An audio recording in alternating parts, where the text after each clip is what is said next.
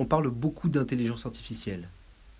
On mélange souvent beaucoup de concepts et beaucoup de techniques. Les chatbots, la robotic process automation, le machine learning, le deep learning, alors que ce sont des techniques et des méthodes très différentes. Fondamentalement, l'intelligence artificielle se résume à analyser une grosse quantité de données de manière à structurer une sortie, un output, en fonction d'un résultat voulu. Outre la difficulté de structurer les données en amont, il est nécessaire de bien comprendre quel type de données on traite avant de concevoir un modèle. Est-ce que l'on va analyser des images, de la voix, du texte ou des données?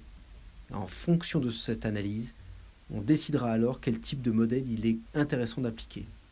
Par exemple, dans le cas de l'analyse de la voix, les différents modèles nous permettront d'effectuer du STT, Speech to Text, ou du NLP-NLU pour générer ou comprendre du langage naturel. Et ces modèles iront de la simple classification d'intention à l'analyse syntaxique beaucoup plus complexe. Ensuite, nous avons le machine learning, qui est une branche de l'intelligence artificielle et dont les modèles sont avant tout des modèles statistiques. Parmi les modèles de machine learning, le plus en vogue ces temps-ci est le deep learning, ou l'apprentissage profond. Il est très différent des modèles statistiques que nous avons évoqués précédemment, en ce sens où il repose sur des concepts de réseaux neuronaux.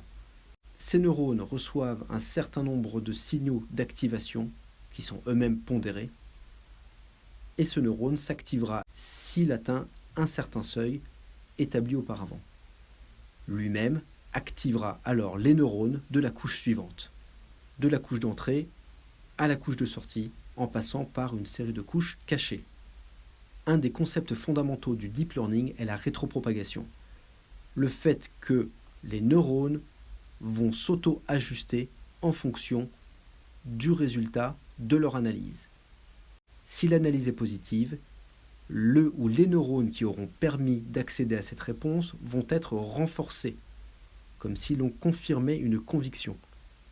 A contrario, si l'analyse est négative, nous allons pondérer négativement les neurones qui ont activé cette fausse réponse de manière à ce qu'ils ne perturbent plus les prochaines analyses.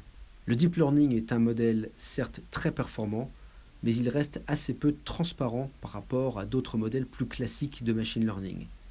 Voilà pourquoi certains hésitent encore à le mettre en place, de peur de ne pouvoir analyser a posteriori les résultats calculés.